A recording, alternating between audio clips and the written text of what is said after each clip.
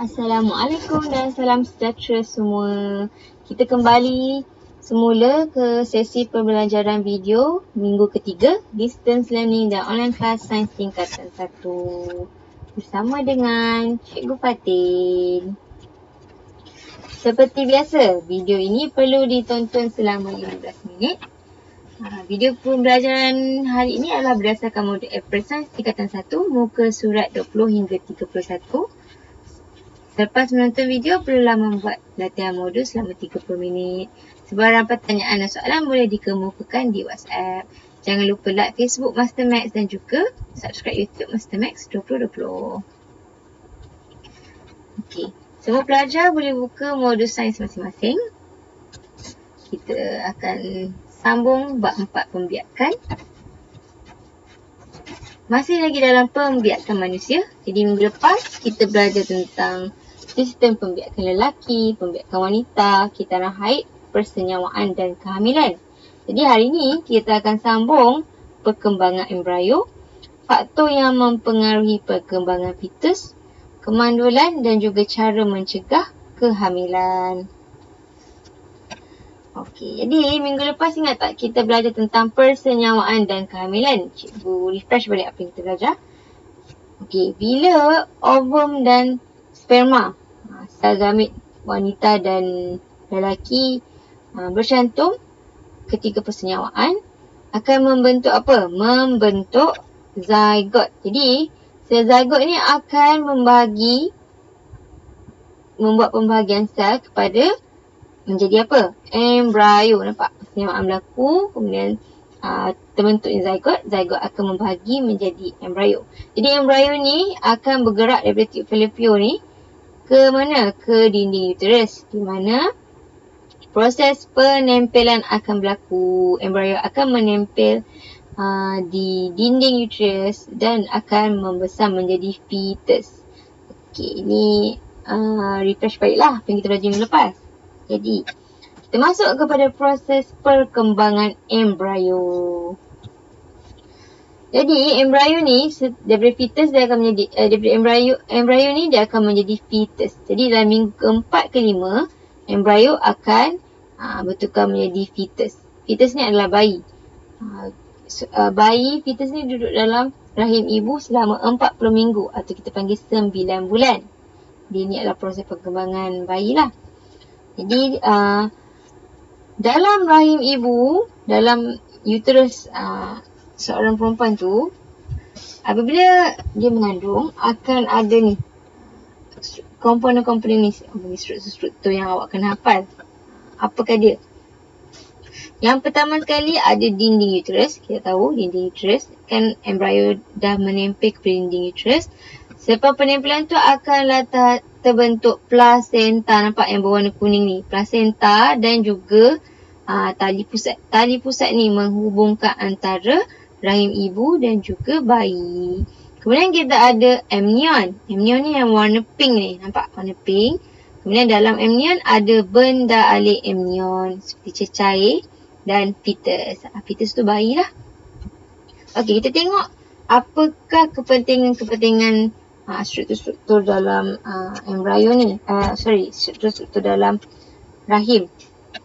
Okey, yang pertama dinding uterus. Tadi cikgu cakap tempat penempelan dan perkembangan embrio. Jadi embrio ni akan berkembang menjadi fetus di dalam dinding uterus. Kemudian terjadinya plasenta. Apakah plasenta ni? Jadi awak kena ingat plasenta ni adalah satu struktur yang penting dalam bab ni. Adalah tempat penukaran nutrien, oksigen dan bahan kumur. Jadi apa yang ibu makan akan disalurkan kepada bayi melalui plasenta. Jadi plasenta ni ada satu lagi yang menghubungkan plasenta dengan bayi, iaitu kita panggil tali pusat, menghubungkan fetus dengan darah ibu. Plasenta ni adalah darah ibu lah. Okey.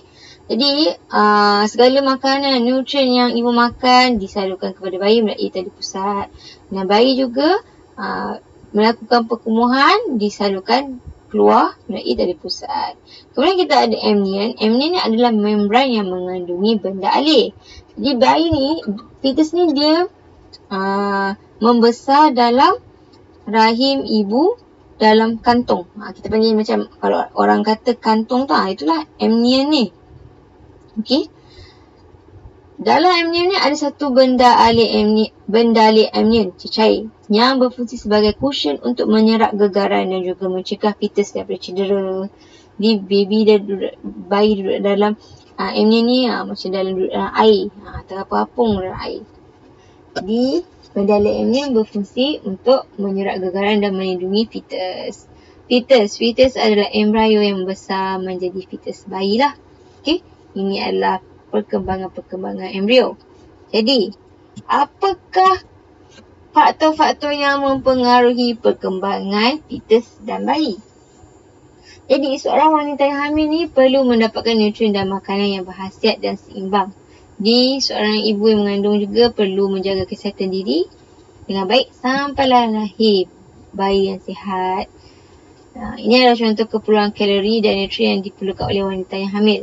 Jadi kalau seorang perempuan tu dia makan, katakan dia makan 1 kali ganda, itu normal. Tapi bila dia mengandung, dia perlu makan 2 kali ganda. Maksudnya lebih. Kerana apa? Sekarang dia dah kongsi makanan dengan anak dia. Okey, jom kita tengok. Pengambilan gizi seimbang. Jadi seorang ibu yang mengandung, ibu yang hamil perlu mengambil gizi yang seimbang. Apakah makanan-makanan yang perlu diambil? Protein. Kita tahu membantu pembentukan sel dan tisu fetus yang baru. Ibu perlukan protein, anak juga perlukan protein. Kemudian karbohidrat dan lemak membekalkan tenaga bagi pertumbuhan fetus. Fetus tu duduk dalam perut ibu, dia juga menggunakan tenaga. Kalau bila baby tu dah mencecah 5 bulan sampai ke 9 bulan tu, dia dah mula bergerak-gerak dalam perut ibu dia. Dia memerlukan tenaga. Kemudian bila kita mengandung, doktor akan suruh kita minum susu untuk membekalkan kalsium dan fosforus. Penting untuk pembentukan tulang dan rawan fetus, perkembangan tulang dan gigi yang kuat. Kemudian zat besi. Yang ni juga penting. Bila seorang ibu tu dia mengandung, dia akan pergi pemeriksaan berkala. Dia kena pergi check up. Jadi doktor akan check dalam darah dia sama ada kandungan hemoglobin dalam darah dia mencukupi atau tidak. Biasanya seorang wanita yang normal, kandungan HB dia, hemoglobin dia adalah dalam kurang 14 ke atas. Tapi bila dia mengandung, dia akan berkurangan. Jadi 11 ke 12. 11 pun doktor dah bising. Kalau bawah daripada 10, maksudnya ibu tu perlu mengambil ekstra suplemen lah untuk meningkatkan lagi kandungan hemoglobin dia. Sebab kandungan hemoglobin penting untuk pembentukan sel darah merah dalam fetus. Okay? Kalau fetus tu akan ambil hemoglobin ibu tu. Jadi ibu pula yang tak cukup. Apa yang akan terjadi pada ibu tu? Ibu tu mungkin akan mengalami keletihan, anemia. Jadi zat besi ni penting. Kemudian vitamin dan mineral memastikan kesihatan fetus, memperkuatkan lagi sistem daya tahan ibu. Kemudian ada asid folik. Asid folik ni sebelum mengandung pun boleh makan untuk sistem daya tahan fetus. Kemudian kita ada penjagaan asas kesihatan untuk ibu yang mengandung. Jadi perlu mengekalkan berat badan. Ya betul, memang kita kena makan ekstra, makan lebih untuk anak yang sedang dikandung. Tetapi kena juga kawal berat badan supaya tidak obesiti. Kerana obesiti ni boleh membawa penyakit yang lain. Seperti sakit jantung ke diabetes. Ibu yang mengandung perlu cek diabetes. Kerana bila mengandung, kita makan gula yang banyak. Okay? Kemudian aktiviti fizikal, kena bersenam, kurangkan kerja-kerja yang aktif. Dan yang penting sekali, elakkan daripada merokok, minum alkohol atau dadah. Ini adalah kesan-kesannya bila seorang ibu mengandung ni buat perkara-perkara ni. Jadi perlu elakkan. Okey? Okey. Contohnya bayi yang dilahirkan mungkin bersaiz kecil, berisiko untuk kematian bayi semasa kelahiran, cacat, bayi cacat, keguguran fetus. Ini adalah kesan-kesan jika seorang ibu perlu elakkan daripada melakukan perkara-perkara penunda yang ni. Okey?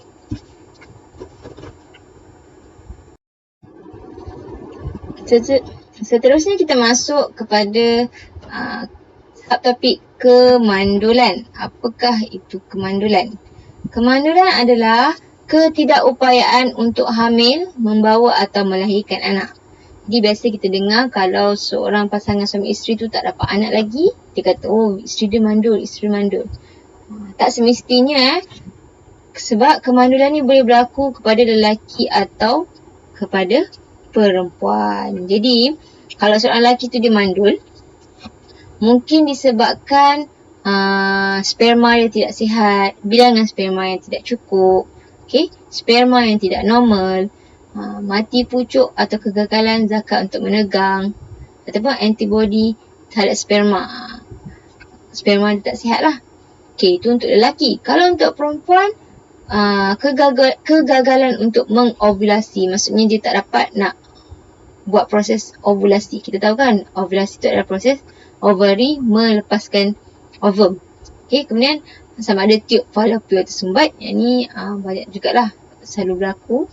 Kemudian cervix yang rosak. Ini contoh-contoh lah kemandulan.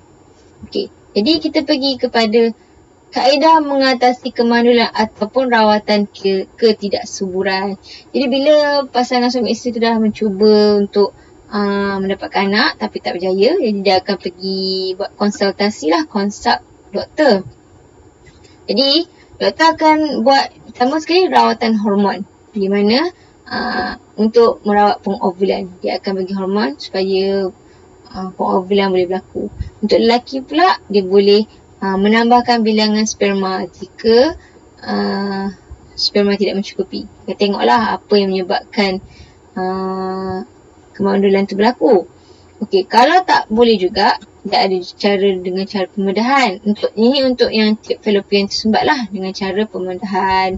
Jika semua cara dah dilakukan, dah ikhtiar tak boleh juga, pasangan suami isteri boleh melakukan lagi satu kaedah, iaitu kaedah persenyawaan in vitro, IVF. Apakah yang dimaksudkan dengan kaedah persenyawaan in vitro ni?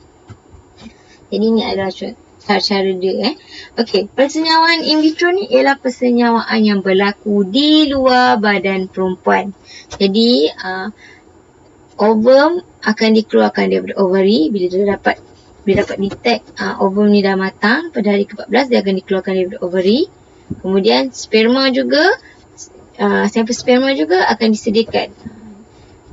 Kemudian ovum dan sperma ni akan disenyawakan di luar, di dalam tabung uji ataupun tabung kaca. Jadi biasanya istilah in vitro ni bermaksud dalam kaca.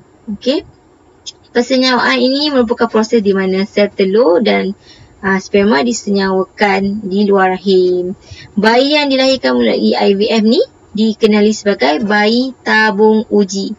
Bila dah berlaku persenyawaan, ovum dan sperma yang telah menjadi zygote akan dimasukkan semula ke dalam rahim ibu dan membesar seperti bayi yang biasalah. Jadi ini adalah contohlah cara untuk mengatasi kemandulan. IVF ni tak semestinya bila sekali buat berjaya.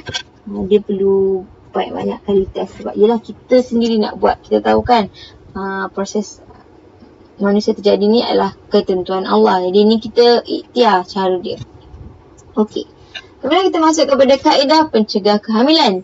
Jadi jika sepasang suami isteri tu dia dah dapat anak, dia nak jarakkan kehamilan, dia nak membesarkan anak yang tengah ada ni, dia ada cara-cara dia untuk mencegah kehamilan. Jadi ini adalah cara-cara dia. Yang pertama, kita boleh guna kaedah semula jadi, iaitu kaedah berimah.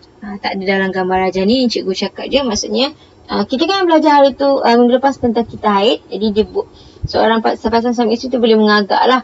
Jadi kalau tak nak bayi, tak nak persenyawaan berlaku, janganlah lakukan hubungan seks ketika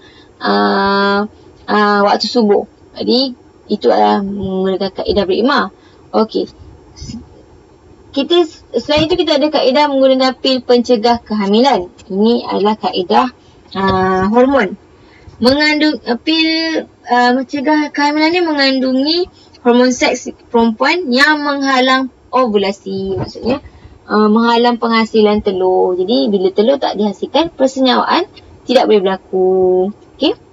Kemudian kita ada cara penggunaan kondom atau diafragma. Penggunaan ini dipanggil kaedah menghalang. Jadi sarung getah yang nipis ni yang akan menghalang sperma daripada memasuki faraj. Maksudnya dia akan, bila berlakunya ejakulasi, sperma tu akan tertinggal di sinilah. Okey, untuk diafragma pula, kaedah getah berbentuk bulatan ni digunakan, dipasang di pintu masuk uterus ni. Jadi sperma akan dihalang daripada pergi ke dalam lah. Okey, ini kaedah penghalang. Kemudian kita ada kaedah spermisid. Spermisid ni, apa maksud kaedah spermisid ni? Menggunakan kaedah kimia di mana bahan kimia dalam bahan kimia ni adalah dalam bentuk tablet yang ataupun buih ataupun krim yang akan membunuh sperma. Dia akan dimasukkan dalam faraj wanita dan akan berfungsi untuk membunuh sperma lah. Boleh melakukan hubungan, tapi sperma yang dihasilkan tu yang akan dikeluarkan tu akan mati sebab ada spermisid ni. Okey, kemudian kita ada cara vasektomi dan ligasi menggunakan kaedah pembedahan. Jadi kaedah ni adalah kaedah yang permanen, kaedah yang kekal. Vasektomi untuk lelaki di mana pembedahan kecil dilakukan di ductus sperma. Ingat tak, hari tu kita ada belajar ductus sperma. Ductus sperma adalah tempat di mana salur untuk menyalurkan sperma, betul tak? Jadi bila ductus sperma ni dipotong ataupun diikat, jadi sperma daripada testis ni tidak dapat dikeluarkan, disalurkan. Okey. Jadi kita ada juga untuk wanita. Untuk perempuan dipanggil ligasi, di mana sama juga pembedahan di mana tube fallopian ni dipotong. Jadi bila tube fallopian dipotong, ovary ni yang dilepaskan, ovum yang dipakai dari ovary ni hanya sampai sini je, dia tak dapat pergi. Jadi sperma yang dipancupkan pun tak dapat pergi ke ovum. Jadi selamatlah. Kaedah ligasi dan vasektomi ni kaedah yang selamat, tapi kaedah yang kekal. Jadi kalau tiba-tiba awak ubah fikiran nak ada anak lagi, tak boleh lah, sebab memang takkan boleh dapat anak. Okey. Kemudian kita ada kaedah IUCD. Kaedah IUCD ni adalah kaedah mekanikal di mana alat ni akan dimasukkan ke dalam faraj wanita. Alat ni mengandungi hormon yang akan menghalang penyempilan embrio pada dinding uterus. Kemudian kita ada lagi satu kaedah, iaitu kaedah implant. Nampak tak? Dia akan implant hormon ni ke dalam lengan wanita yang akan, dan alat ni akan menghasilkan hormon lah untuk menghalang pengovulan. Sebab memang boleh pakai pil. Kadang-kadang kita lupa kan. Tapi kalau pakai IUCD ataupun implant ni tak akan lupa, sebab memang akan berlaku setiap bulan lah. Jadi ini adalah cara-cara kaedah-kaedah untuk mencegah kehamilan. Okey, kita dah tamat sesi pembelajaran kita. Setelah menonton video, bolehlah membuat latihan 7 dan latihan 8 di muka surat 26 dan muka surat 30 hingga 31. Sebarang pertanyaan boleh tanya cikgu di WhatsApp. Kita jumpa lagi minggu depan. Bye!